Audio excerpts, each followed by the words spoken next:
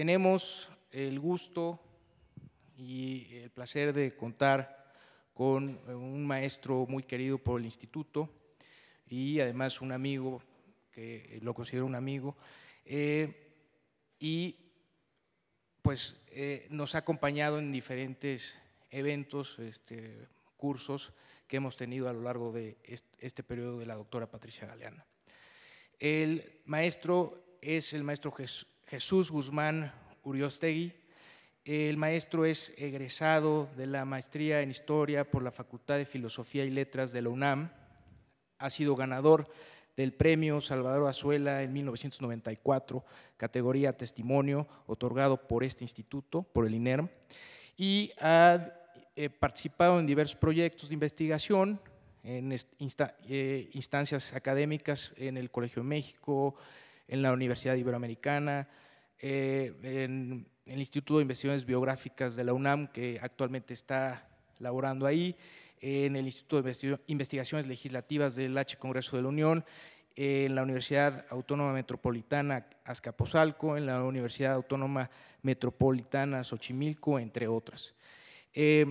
También cuenta con muchas publicaciones en las que podemos mencionar El Sur ante la Nación, Orígenes del Estado de Guerrero, de la consideración cardinal al concepto cultural, otra en Las tablas del Teatro Universal de mi patria, también Apuntes para una historia de la insurgencia en la Tierra Caliente de Guerrero, 1810-1821, La libertad versus la república, crónica de una polémica inconclusa, Yo quiero ser feo como Altamirano, y también tiene una publicación que me hizo favor de regalar, que se la recomiendo muchísimo, es Memorias del Doctor Merolico, archivo de la parroquia de Santa María de la Asunción Telolalpan, ¿no? Por eso y muchas otras cosas más, le damos, en nombre de la doctora Patricia Galeana, directora general de este instituto, la más cordial bienvenida. Maestro, por favor.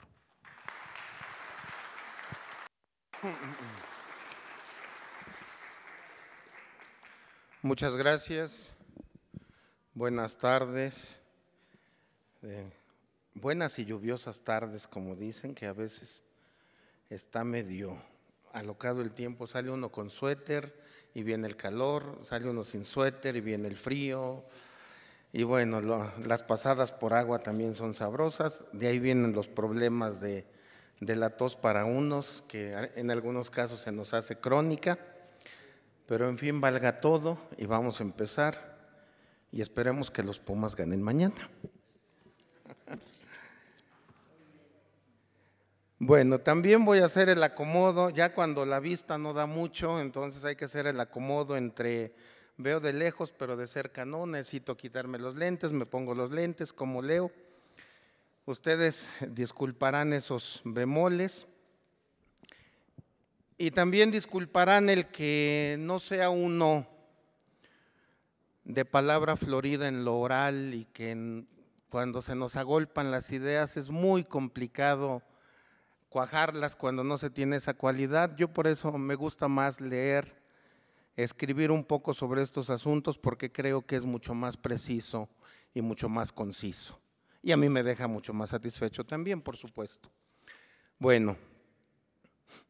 Sin más, el tema que nos ubica y que nos precisa y que nos atiene en este instante es el acoso realista a los constituyentes de Apatzingán.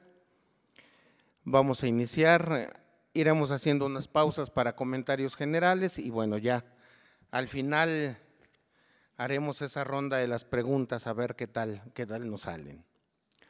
Como sabemos, el 14 de septiembre de 1813, se inauguraron los trabajos del Congreso de Anáhuac. Constaba de 8 diputados, contando a los que quedaron como suplentes, en tanto llegaban los sufragios que los avalaban.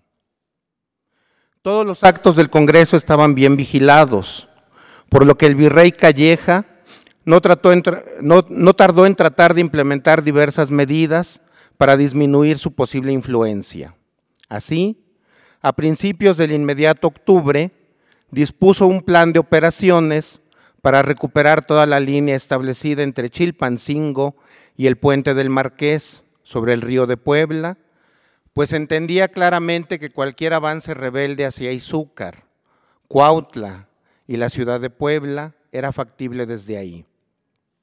Procuró, en ese sentido, tender otra línea paralela a la rebelde, cuyos puntos de apoyo serían Tepecuacuilco, Izúcar, Tehuacán y la propia capital poblana, cubriendo cada uno de estos puntos con un cuerpo militar.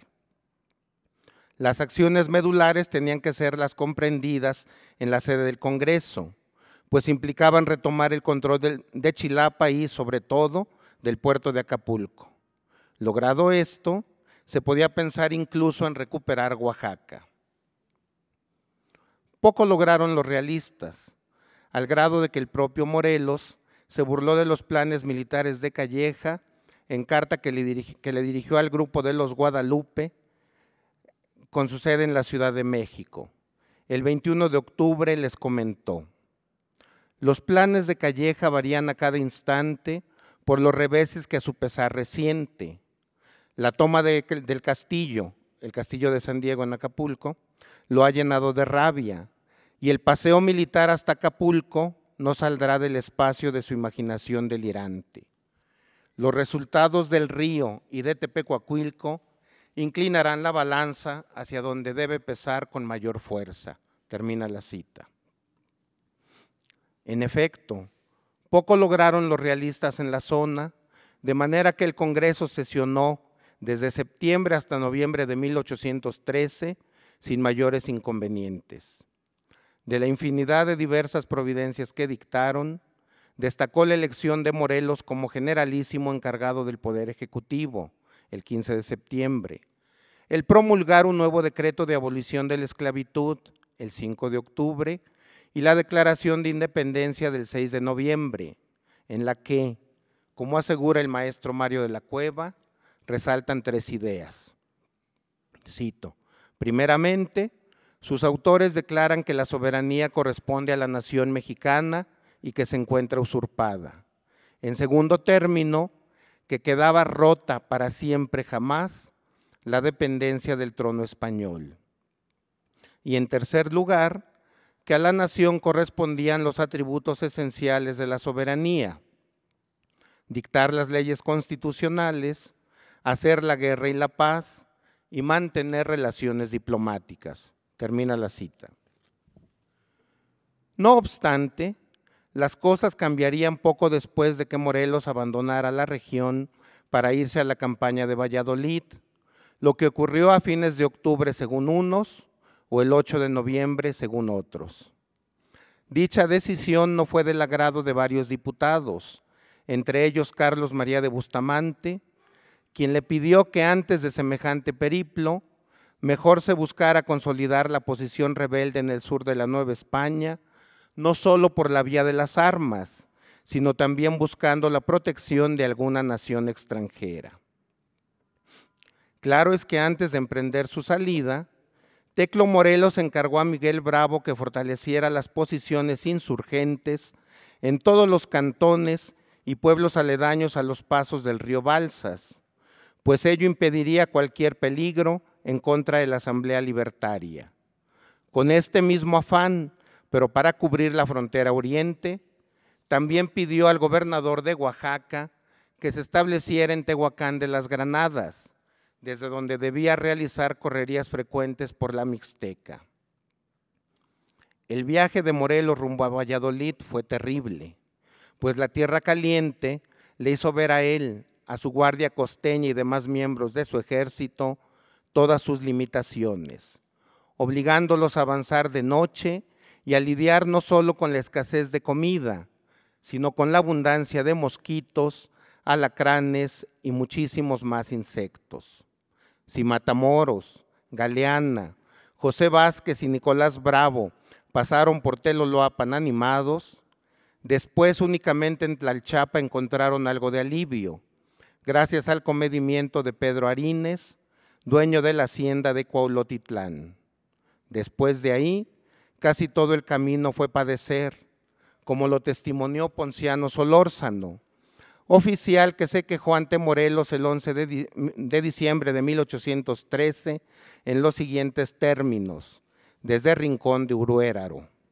Dice: Serenísimo señor don José María Morelos, hoy nos detenemos aquí tanto porque la tropa está muy fatigada de trabajar, como porque se seque y duerma, pues desde Huetamo vienen trabajando día y noche y lloviendo 2 noches y un día, y toda se ha pasado en pie y componer el camino, que todo el tiempo se nos va a enderezar.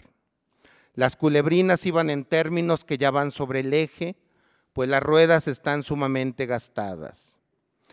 De Huetamo solo nos salieron en caminar, de Quenchendio han salido 5 hombres. Nada tengo que decir de lo mucho que me apuro. Su Alteza Serenísima se informará si hasta camino a pie la jornada, por facilitar la conducción, y que los soldados vean que ni yo me reservo en el ejercicio del trabajo, y así no se pueden hacer las jornadas que vuestra Alteza me pintó, caminando día y noche, y ni así. Termina la cita.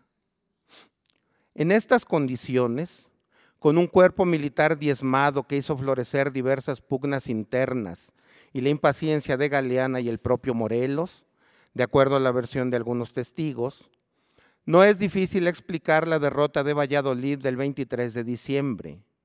Este suceso provocó reacciones encontradas, de desánimo y desesperación entre los congresistas, de brío y esperanza entre los realistas. Bustamante, que estaba en Chilpancingo, recordó tal situación con desaliento, cito: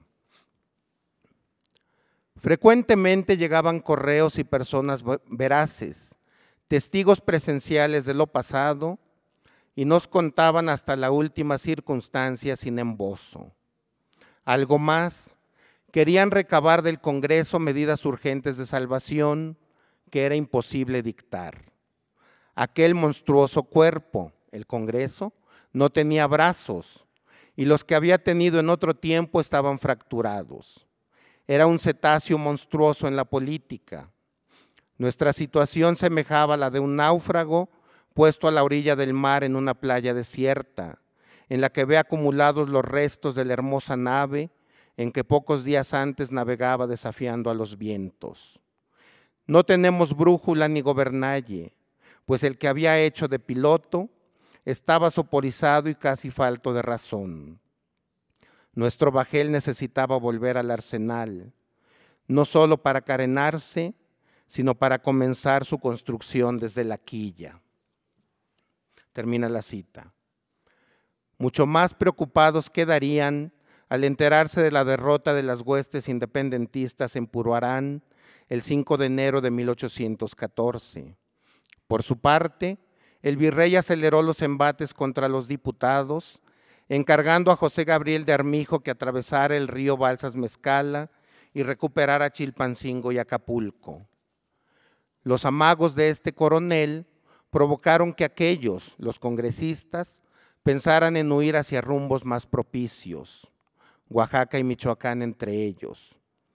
Armijo sorteó el Mezcala el 21 de enero, logrando vencer tras varios intentos la resistencia de los Bravo, Miguel y Víctor, quienes no lograron cubrir con la fuerza suficiente todos los vados que permitía la época de secas.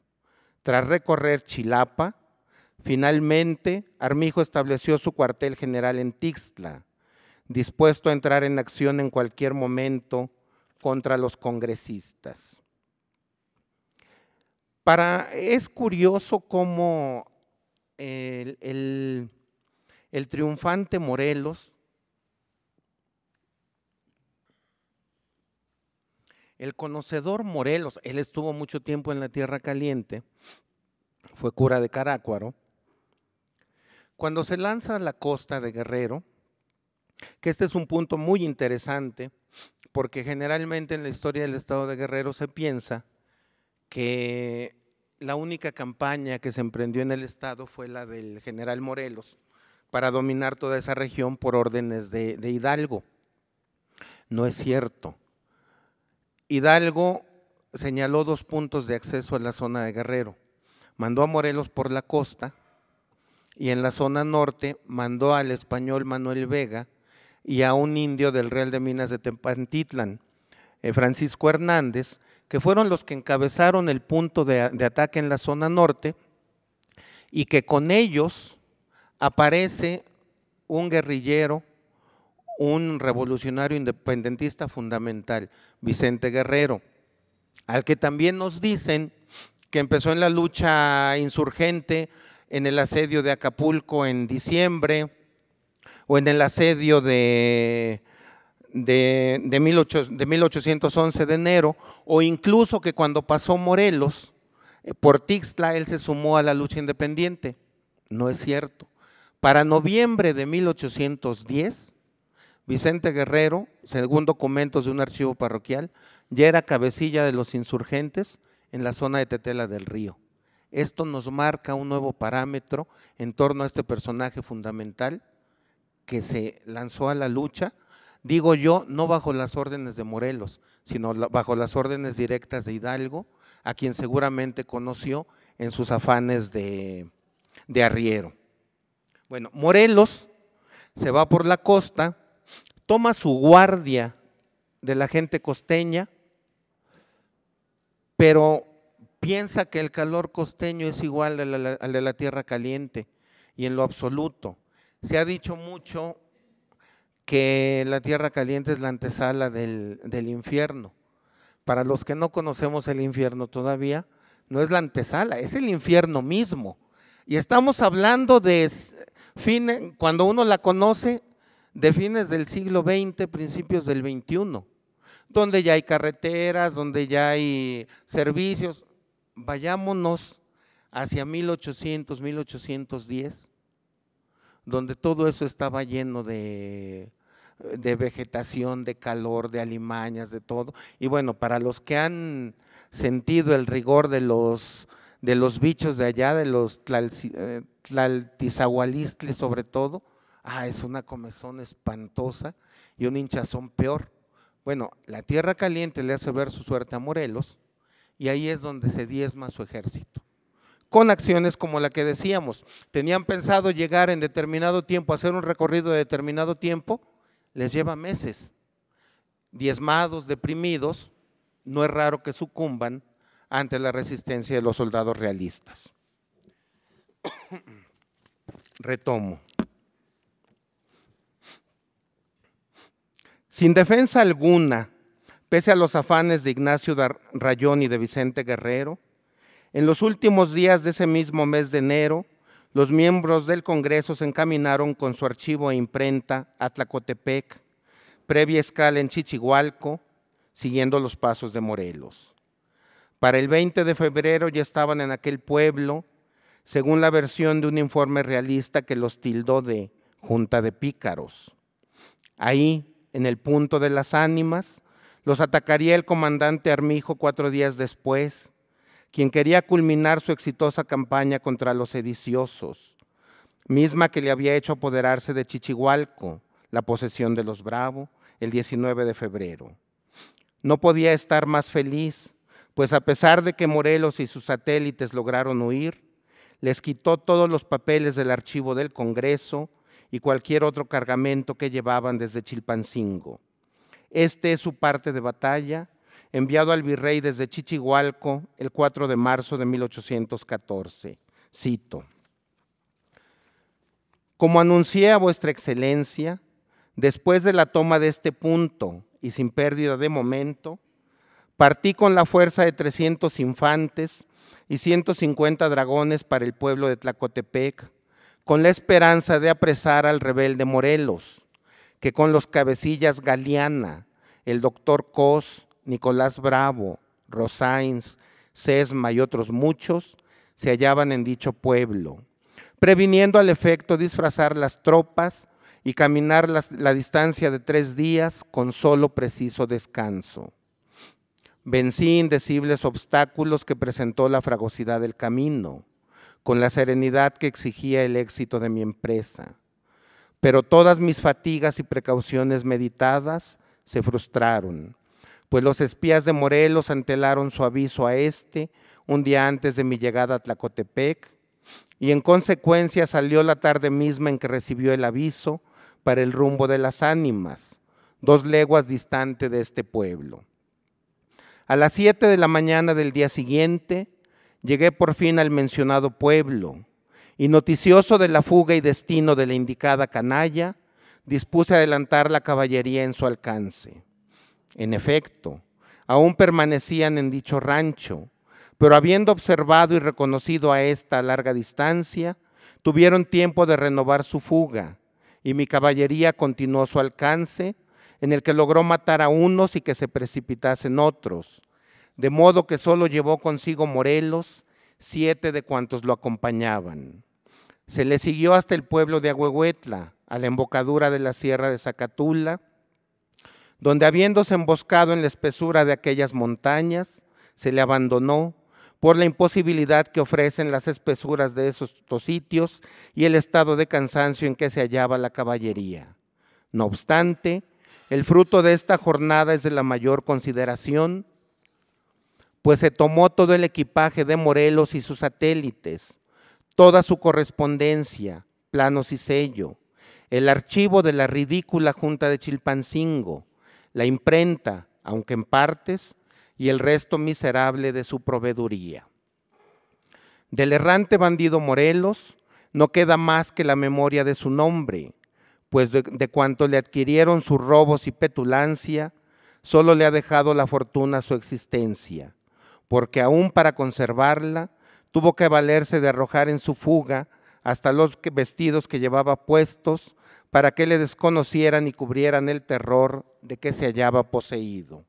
Termina la cita. De Tlacotepec, los congresistas marcharon para Tlalchapa, lugar que consideraron era uno de los más seguros para terminar la Constitución provisional, su encargo principal. Sin embargo, no fue así y pronto tuvieron que peregrinar por múltiples parajes comprendidos dentro del actual estado de Michoacán. Entre marzo y octubre de 1814, destacan sus pasos por los lugares siguientes, sin meternos en los vericuetos de las salidas y entradas en cada uno de ellos, ni en sus recorridos por sitios menores aledaños a los anteriores. Guayameo, Huetamo, Tiripitío, Santa Ifigenia, Tancítaro, Uruapan y Apatzingán. De estos, su estancia más prolongada fue en Uruapan, donde se quedaron cerca de 3 meses. De acuerdo al testimonio de uno de los diputados, el licenciado Carlos María de Bustamante, quien recopiló datos entre sus compañeros, no fueron pocos los padecimientos de los vocales, casi siempre a salto de mata ante el peligro que implicaban los embates de las huestes de Armijo, de Manuel de la Concha, Ciriaco del Llano, Agustín de Iturbide y demás jefes, lo que los obligaba a dormir en muchas ocasiones al aire libre y a sesionar bajo los árboles. No debemos olvidar aquí, además, que también estaban expuestos a los embates de la propaganda y a las promesas de indulto y compra por parte de las autoridades virreinales. Citemos algunos de los padecimientos señalados. Fatigábalos allí de todo punto una sed rabiosa que no podían saciar por la falta total de agua y tuvieron que humedecerse la boca con algunas naranjas dulces que acaso traía un bocal. En Guayamo, que es un lugar de rancherías de caña, situadas al pie de la sierra, se colocaron en unas pobres barracas y por espacio de algunos días se alimentaron con arroz y carne cocida sin sal, pues no la había. Por fortuna solían proveerse de un pan muy negro de Huetamo, con maíz tostado y piloncillo que se distribuía como pan bendito, es decir, económicamente entre los vocales y la escolta compuesta de 80 hombres, que semejaban a los faunos de las selvas, armados estos con garrotes y 5 fusiles, que era la gran fuerza del principal. Veíase la parota como el delicado maná del desierto. En Tiripitío vivieron en religiosa comunidad espartana. En cierta vez se les presentó como a las 10 del día un cochino, que muy luego sufrió muerte cruenta. Fue dividido en un santiamén y cada uno tomó su tajada como pudiera un can hambriento. Cuando entraba algún dinero en la tesorería, que era por Corpus o Navidad, se tenía por gran riqueza si en el reparto de él cabían 6 pesos a cada vocal. Termina la cita. Y pensar en los sueldos de ahora, ¿verdad? La disolución del Congreso era un hecho sustancial no solo para el virrey Calleja, sino también para el gobierno de Madrid. Por eso, el 26 de febrero de 1814, le pidió a dicho funcionario que evitara a toda costa semejantes conventículos, mismos que, aunque estaban marcados por la impostura y la ridiculez, no dejaban de provocar alusiones perniciosas al buen gobierno. Le exigió así que hiciera gala de sus luces y su acreditado celo para fomentar la discordia que debía existir contra Morelos por parte de los cabecillas Rayón, Lisiaga y Verduzco. En la medida que lograra la desunión de estos, sería más fácil el atraerlos o exterminarlos. Contrario a los afanes realistas, la Asamblea Independiente replanteó sus objetivos y el 1 de marzo dispuso aumentar al 16 el número de sus vocales, así como reasumir el poder ejecutivo mediante una diputación conformada por 5 miembros, en el entendido de que en el cuerpo legislativo residiría siempre la plenitud del poder y la soberanía del pueblo. 2 semanas más tarde, el 14 de marzo, desde el Palacio Nacional de Tlalchapa, explicaron el porqué de estas reformas. Hicieron hincapié en el hecho de que las derrotas recientes, dolorosas sin duda, no habían mermado el ánimo de la nación americana, toda vez que no se había extinguido en lo absoluto el odio a la tiranía. Que andaban errantes, sí, era una verdad irrefutable, pero ello no implicaba que estuvieran sin arbitrio, sin entusiasmo o engañados sobre los verdaderos intereses de la patria. Los cambios recién adoptados eran una prueba fehaciente de ello. Cito: por esto, los esfuerzos de todos se redoblan y al mismo tiempo que se organiza la fuerza pública que ha de defendernos del enemigo, se consolidan las bases del gobierno y se da a su primera institución la forma conveniente que debe asegurar su consistencia. Cuando en su primera instalación se indicó la división de los poderes, todavía estaban informes los establecimientos primitivos de donde emana la justa separación de sus atribuciones, y el cuerpo legislativo, no asignadas aún sus facultades, creyó que su primera obligación era arreglarlas por los principios luminosos y seguros que han guiado a las naciones libres en la formación de sus gobiernos. La autoridad ejecutiva, depositada interinamente en el generalísimo de las armas, volvió al Congreso para salir de sus manos más perfeccionada y expedita, sin convulsiones, sin reyertas ni discordias. Han coincidido todos en las mismas opiniones y a la vista de la patria moribunda, todos han acudido a salvarla. Enseñados por la experiencia, hemos conocido que el movimiento de la revolución, para que sea feliz, no debe ser dirigido ni por el capricho de pocos, ni por el impulso tumultuario de muchos. La acción, pues, de un gobierno que evitase el peligro de estos extremos, era preciso que influyese en la suerte de la patria y encaminase sus esfuerzos al objeto que se propuso. No fue posible que el Congreso, creado en medio de la guerra, hubiese sido desde su principio perfeccionándose, según los deseos y utilidad de la nación. Muchos individuos de ella, sojuzgados por los tiranos europeos, solo habían concurrido por un consentimiento posterior a su establecimiento, y aunque se clamaba por la reforma, no había llegado aún el tiempo de consagrarse a ella. Ahora, por primer paso, hace aumentado hasta 16 el número de vocales, y este aumento, considerado indispensable para el mejoramiento de la institución del cuerpo, va a dar a sus deliberaciones más peso, a sus sanciones más autoridad y a la división y equilibrio de los poderes más solidez y utilidad. La perfección de los gobiernos es fruto de la experiencia de los siglos, de las luces de los sabios, de los avisos siempre convenientes de los ciudadanos. Jamás la arbitrariedad podrá apartarse de los senderos oscuros que guían a la esclavitud. Si aspiráis, pues, con ciudadanos a la verdadera libertad, este don precioso que hace toda la gloria de los pueblos, intervenid de todos modos en la formación de vuestro gobierno. Se trata de libertaros para siempre del afrentoso yugo de la servidumbre. Termina la cita.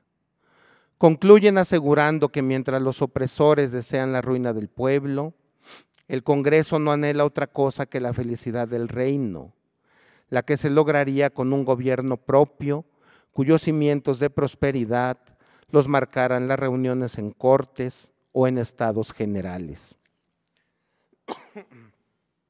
Es claro que había una idea, digo yo, muy lúcida, y digo yo también que ya la quisieran muchos de nuestros gobernantes. Hay una idea precisa que nos borra también el hecho de que la revolución de 1810 sea una revolución de masas. Hay una idea también sobre una revolución que tiene que llegar a los extremos, porque así como pedían que se acabara la indiferencia, así también hacían llamados, por ejemplo, a que las mujeres dejaran la apatía y se convirtieran en verdaderas heroínas del movimiento, desde su trinchera, indudablemente. ¿Cuál podía ser la trinchera? Dijo uno de los intelectuales del movimiento. La trinchera, si la mujer es cursi, la mejor trinchera puede ser la del amor. Dice, no, caray, la del amor, sí. Y les decía él en uno de los periódicos que se publicó en 1812, caray, americanas, ustedes que tienen al novio en la comodidad de su casa, ustedes que son esposas o amantes de un soldado realista, sedúzcanlo, motívenlo a que se pase a las filas insurgentes, motívenlo a que deje la comodidad de su hogar y se lancen a los campos de batalla.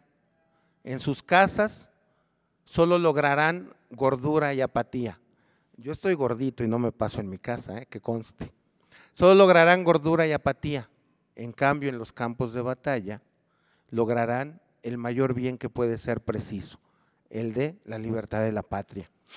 Entonces, hay una lucidez que creo se ejemplifica muy bien en la cita que he señalado, porque nos da a entender que hay un consenso, que hay un afán y que hay una guía muy consciente en torno a lo que debería de ser un movimiento de igualdad, una lucha por la soberanía.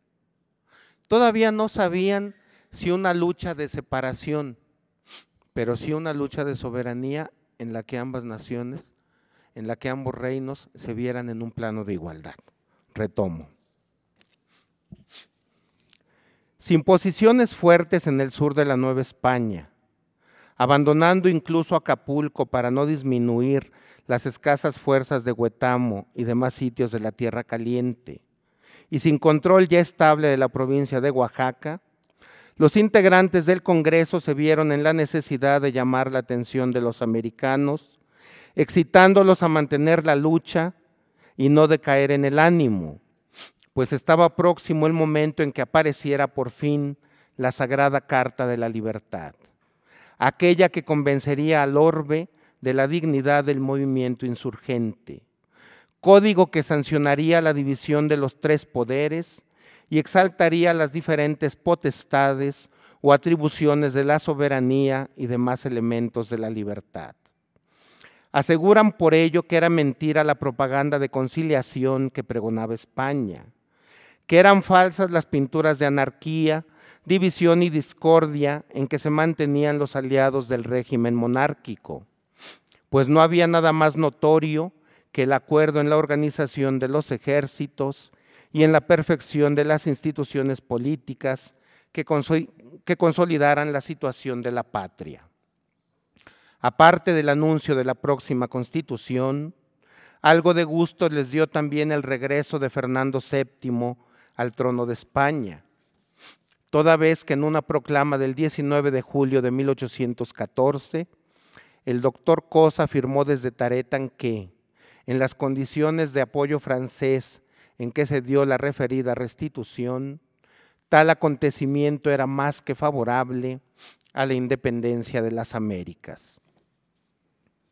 Según un informe realista, para agosto de 1814, los insurgentes incentivaron sus actividades proselitistas, no tanto porque hubieran mantenido a raya las partidas virreinales, sino porque el virrey estaba en comunicación con la Junta rebelde, con prórroga militar de por medio, al parecer. Morelos y el Congreso aprovecharon la coyuntura para trabajar varias maestranzas, para acelerar el uso de la imprenta y para elaborar monedas, entre otras cosas.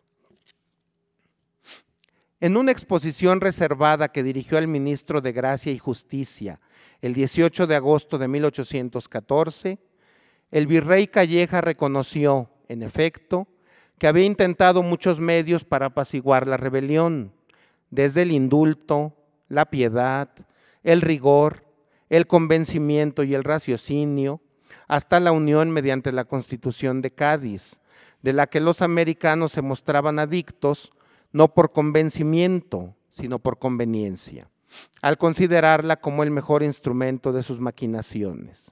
Sin embargo, como nada parecía funcionar hasta esa fecha, no veía otra salida que implementar la ley marcial, único método posible para reducir al orden a los perversos y para eliminar los afanes independentistas de 6 millones de americanos. Eso siempre y cuando dicha ley estuviera apoyada por el monarca con la remisión de 6,000 a 8,000 soldados, más 12 a 15,000 armamentos de infantería y 6 u 8,000 de caballería. El ejército se aumentaría con gente del país, por supuesto. De no recibir este apoyo, la guerra conduciría a la Nueva España a la ruina, suceso trascendental para la península. Adujo al respecto, cito: la insurrección está sumamente impresa y arraigada en los ánimos americanos, y solo un proceder enérgico y una fuerza respetable podrán extinguirla, porque es de advertir que de otro modo, aun cuando las armas de los rebeldes no nos subyuguen ni nos envuelvan sus maquinaciones, la miseria y la consunción llegarán a ser lo que no han podido la fuerza ni la intriga. Es de esperar que con las tropas que tengo a mis órdenes, los insurgentes serán batidos como lo han sido hasta aquí en cualquier número que se presenten. Pero también es cierto que esto no basta para concluir la rebelión, o más bien prolonga sus fatales efectos. Ella obra contra nosotros bajo dos relaciones, atacándonos con la fuerza o debilitándonos con la miseria. En el primer sentido, siempre será arrollada. En el segundo, nos pondrá al fin en agonía.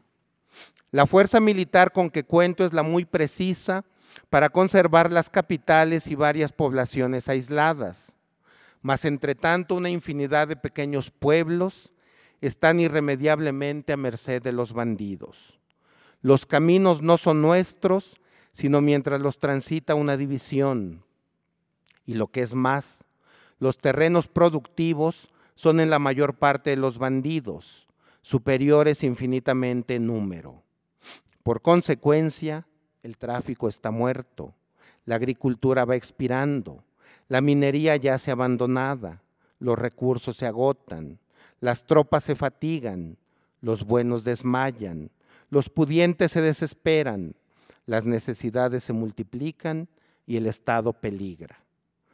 Como los rebeldes armados discurren en gavillas, sin localidad ni asiento, y se componen en la mayor parte de hombres del campo, de los trapiches y de las minas, gente de a caballo, acostumbrada al vicio, a la frugalidad y a la miseria, no tienen ni necesitan de una administración regulada. Sin cálculo ni previsión vagan por todas partes, comen, roban, talan y saquean donde lo encuentran, ya reuniéndose en grandes masas, ya dividiéndose en cortas partidas, y el daño lo hacen todo refluir sobre nosotros. Esta proporción que tienen de satisfacer sus necesidades del momento y sus caprichos y venganzas tumultuarias los mantiene en la vida de bandidos. La sangre corre sin cesar, la guerra se hace interminable y el fruto jamás se coge. Termina la cita. Sin acceder a ningún acuerdo, la guerra se hizo interminable y el 22 de octubre, finalmente, se sancionó en Apatzingán el decreto constitucional para la libertad de la América mexicana. El documento recibió el beneplácito de muchos, Vicente Guerrero entre ellos, quien la juró con júbilo y la hizo circular de manera profusa en su reducto de Jonacatlán. Sin duda implicó una breve alegría dentro de las lamentables condiciones de vida de los legisladores, asolados por las tropas del rey y por las precarias condiciones de sanidad que tenían en muchas comunidades de la Tierra Caliente michoacana. El 2 de diciembre murió en Chimilpa el diputado Manuel de Alderete y Soria, quien cayó por la epidemia y presente. No en vano, el 16 de este mismo mes, José Sotero de Castañeda hizo alusión a la conveniencia de pasar el invierno en sitios como Tumbiscatío, de temperamento benigno y bien provisto de víveres. Es obvio que documento tan trascendental, tan esperado también, dio lugar para el regocijo y para el jolgorio, con bailes de varias semanas y obviamente con borracheras también de varias semanas. Eso lo dice Carlos María de Bustamante y lo dice también otro de los que escriben sobre la guerra de independencia, que ahorita se me fue su nombre, ya me acordaré, que dicen, ay, el pueblo mexicano no cambia. En la tragedia, regocijo y borrachera. En la alegría, regocijo y borrachera. Qué raro, ¿verdad? Es eso para nosotros. Continúo. Además, la desesperación por el asedio realista provocó que, en los últimos días de noviembre de 1814, los constituyentes avalaran medidas extremas contra todas las plazas enemigas, mismas que debían arrasarse, destruirse e incendiarse, sin perdonar la vida de los militares prisioneros ni de cualquier otro sujeto considerado como delincuente. Este plan de devastación fue bien aprovechado por el virrey y por sus oficiales para denostar aún más el movimiento rebelde, utilizando la intriga y la seducción, en palabras de Liceaga, Cos y Morelos, del 9 de febrero de 1815. No obstante, a juzgar por varios de los documentos consultados, el propio virrey, quien el 15 de diciembre de 1814 ordenó por bando la destrucción del régimen constitucional, la disolución del Ayuntamiento de México y la reinstalación de la Sala del Crimen y de la Inquisición, el propio virrey, repetimos, tuvo que pedir a Agustín de Iturbide, el 11 de enero de 1815, que moderara sus ímpetus en la implementación de su respuesta hacia aquel plan, con el objetivo de evitar graves dificultades. La contrapropuesta de Iturbide era esta, de acuerdo al bando que publicó el 30 de diciembre de 1814 en la villa de Salamanca, cito: luego que se queme aún una sola choza de cualquiera partido de los que cubren las tropas de mi mando, después que se haya publicado este bando, a lo menos en su cabecera, haré diezmar las mujeres de los cabecillas y soldados rebeldes que tengo presas en Guanajuato e Irapuato, y las que en lo sucesivo aprendiere. A las que le toque la suerte, serán fusiladas y puesta su cabeza en el lugar donde los de su partido hayan cometido el delito que se castiga. Cuando asesinen a algún individuo porque introduce víveres, leña, etcétera, a los pueblos fieles, se ejecutará con el tercio de dichas mujeres, lo que previene el artículo precedente con el diezmo.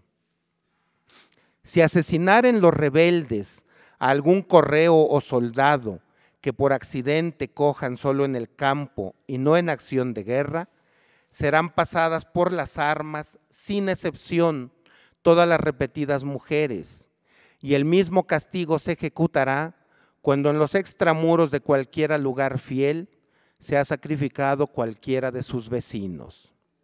Finalmente, si estos ejemplares y castigos terribles no fueren suficientes para contener los horrores decretados por los rebeldes, inauditos ciertamente en todo país culto, entraré a sangre y fuego en todo territorio rebelde, destruiré, aniquilaré cuanto hoy es posesión de los malos. Valle de Santiago, Pénjamo, Pueblo Nuevo, Piedra Gorda, Santa Cruz, etcétera, dejarán de existir. Termina la cita. Sobre esta base de encono y tras la instalación de la Corporación Legislativa en Ario durante los primeros días de febrero, más su fracaso en la toma del Cerro del Cóporo a principios de marzo, además de su rabia por la instalación del insurgente Supremo Tribunal de Justicia, que también se instaló en Ario en la primera mitad de este tercer mes del año de 1815, en un ambiente de baile y jolgorio, no es de extrañar que para abril Iturbide propusiera una campaña sorpresa contra el Congreso, la que emprendió en la semana inicial del inmediato mayo. Avisada y prudente, la cómica junta, como dijo Iturbide, emprendió la fuga, sin regresar a su sede hasta que este coronel abandonó la comarca. Pero este aviso también los obligó a buscar otros aires, llegando a Huetamo en la primera mitad de junio, con condiciones precarias para su subsistencia.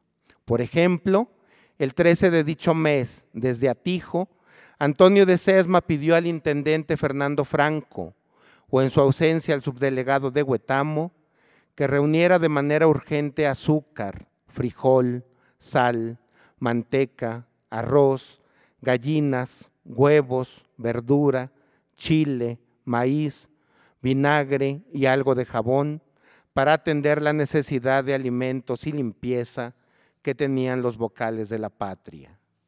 De Huetamo, donde sesionaron una semana, los miembros del Congreso pasaron a la hacienda de Puro Arán, sitio donde se quedarían cerca de 2 meses. La incursión de Iturbide provocó discrepancias entre las fuerzas realistas, pues la planeó solo con la anuencia del virrey Calleja, sin tomar en cuenta a su superior inmediato, el comandante Ciriaco del Llano. No en vano, este le reclamó a Calleja el 27 de mayo, lamentando que no se le informara de los planes que se implementaban contra los rebeldes en la zona mencionada. Sin duda, este reclamo no le preocupó en lo absoluto al virrey, consciente como estaba respecto a su obligación de dictar o aprobar cualquier medida que considerara adecuada para derrotar a la canalla insurgente. De hecho, en carta reservada al ministro universal de Indias, fecha del 22 de febrero de 1815, argumentó que estaba incluso dispuesto a expulsar del país a los malos eclesiásticos que pregonaban el odio contra el gobierno y contra los españoles.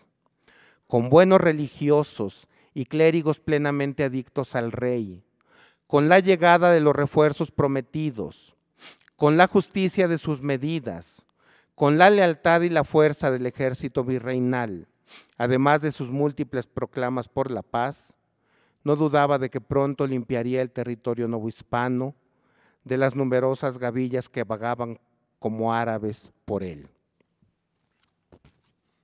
Ahorita me estoy acordando de que la Constitución de Apatzingán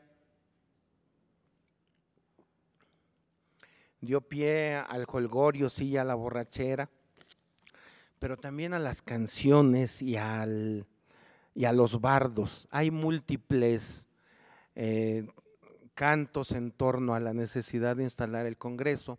Carlos María de Bustamante cita varios de ellos, y yo consulté algunos que retomé también de periódicos de mediados del siglo que habían entrevistado a varios insurgentes y que decían cómo las cantaban en las noches y cómo les ayudaba para la depresión o para combatir todos esos avatares a los que estaban sometidos.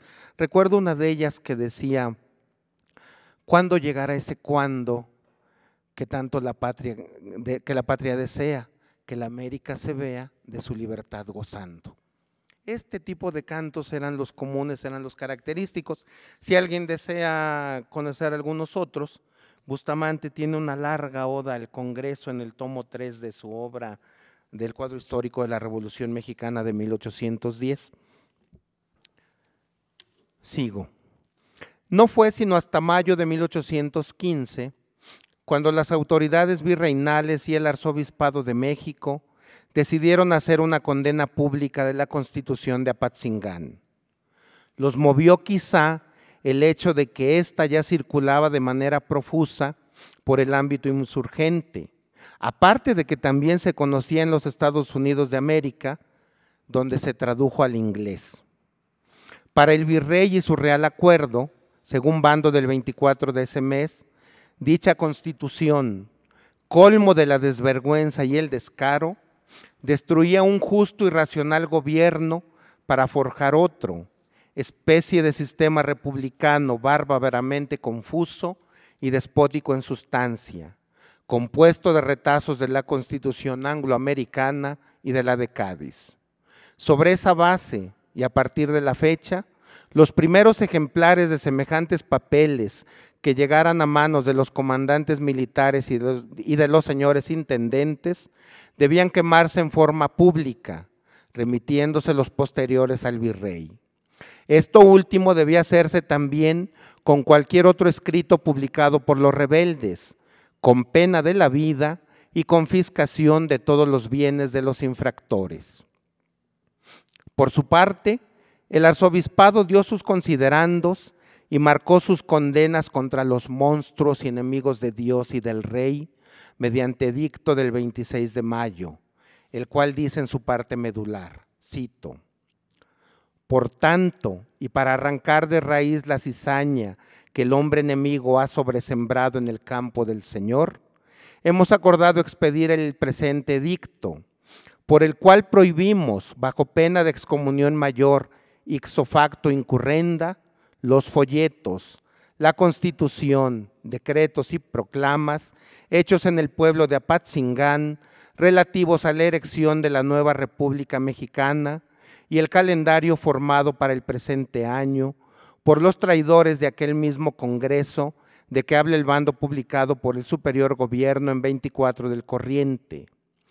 Y mandamos que cualquiera persona de esta capital o arzobispado a cuyas manos hayan llegado puedan llegar todos o alguno de los indicados papeles impresos o manuscritos u otros semejantes, los exhiba inmediatamente en nuestra Secretaría de Gobierno bajo la citada pena de excomunión, la que extendemos también a los que teniendo noticia de dichos papeles no nos avisen o descubran las personas que los tengan.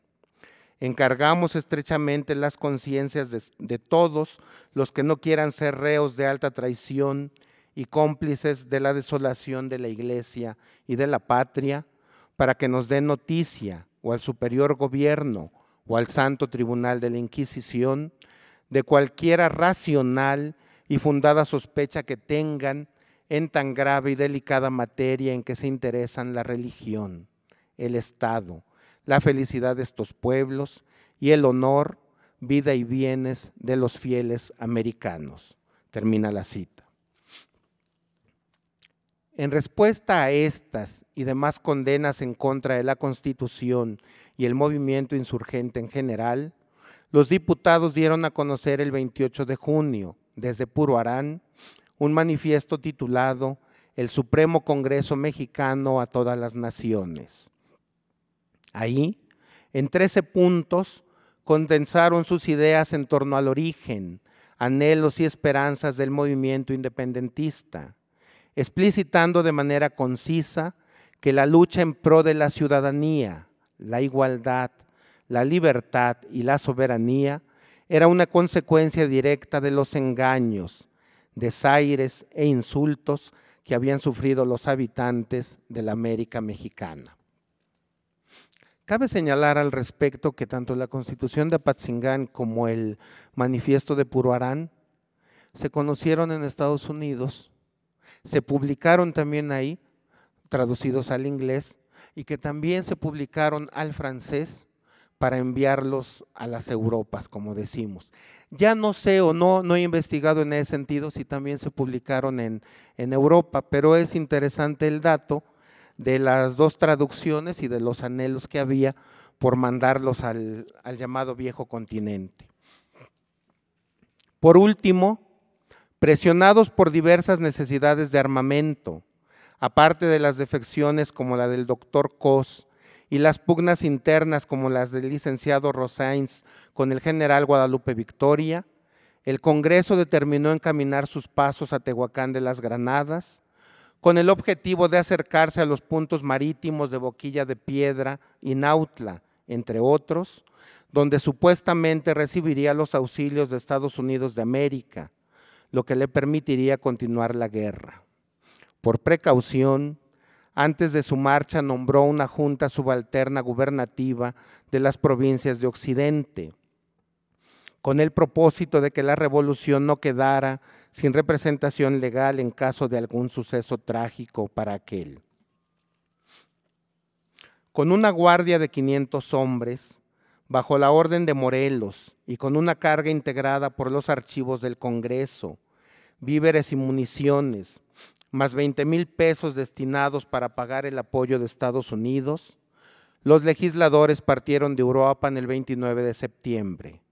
Al efecto, se habían girado órdenes a Vicente Guerrero, Vargas, Osorno y demás jefes para que incomodaran, distrajeran y alejaran a las fuerzas españolas de la ruta a seguir, la de la margen del río Balsas-Mezcala. Mas estas tropas no cayeron en el engaño y las secciones de Eugenio Villasana y de Manuel de la Concha se organizaron para una persecución continua, sin tregua alguna, hasta alcanzar a Morelos y su gente, el 5 de noviembre de 1815, a las 11 de la mañana, en un cerro cercano a Temalaca, o Tesmalaca, como le dicen muchos. Presuroso, Morelos pidió al general Bravo que escoltara a los constituyentes rumbo a Pilcaya, de donde continuaron su marcha hasta encontrar las tropas de Vicente Guerrero en los ranchos de Santa Ana. Poco después, el Tixtleco los guió a Tehuacán, sitio al que arribaron el 16 de noviembre, por la tarde. Una vez instalados, el 17 se dirigieron a Calleja, conminando a que no atentara la vida de Teclo Morelos. Empezaron su escrito con suavidad, apelando a la humanidad, pero concluyeron de manera tajante, con una amenaza concisa y precisa. Cito: hemos dado constantemente pruebas de moderación. Reflexione vuestra excelencia en que si atenta contra la vida de Morelos, su muerte sería un fatal presagio para vuestra excelencia y para todos los de su partido. Cuidado, pues, con los azares de la guerra. Cuidado con las vicisitudes de los imperios. Examine vuestra excelencia nuestra situación y recursos y tiemble por la venganza. Si vuestra excelencia se muestra cruel, ¿qué puede prometerse si las contingencias inesperadas de la campaña lo ponen en nuestras manos? ¿Acaso sus prisioneros tendrán derecho para implorar nuestra piedad? ¿Querrá vuestra excelencia obligarnos a que nos arrepintamos de haber sido clementes a pesar de nuestro justo enojo? Finalmente, acuérdese vuestra excelencia de que 60,000 españoles deberán responder de la menor injuria que se haga el general Morelos. Él es amado sobre toda ponderación de los americanos. Su suerte no puede verse con indiferencia, ni aun por los que han sido unos simples espectadores en nuestra terrible lucha. Termino la cita. Calleja se hizo de la vista gorda por razones obvias y el general Morelos fue fusilado el 22 de diciembre inmediato. El Congreso de Anáhuac no pudo hacer nada al respecto. No pudo porque ya no existía. No fueron Calleja ni sus oficiales quienes lograron su disolución o exterminio, pese a su acecho, con todo y sus emboscadas, sus amenazas, su propaganda, sus indultos. Quien lo hizo fue el insurgente Manuel Mier y Terán en la madrugada del 15 de diciembre, según fecha dada por el espía realista Juan Lombau. En la proclama sin autor con que se justificó tal hecho, se hizo hincapié en que la disolución era necesaria porque el Congreso carecía de representación, toda vez que estaba integrado por suplentes escogidos sin las elecciones respectivas, que era un cuerpo débil que solo trabajaba por asegurar su autoridad y que su existencia resultaba muy onerosa para las arcas de los caudales públicos, pues se gastaban en él dineros imprescindibles para sostener a los valientes soldados que hostilizaban a los enemigos de la patria. Muchas gracias.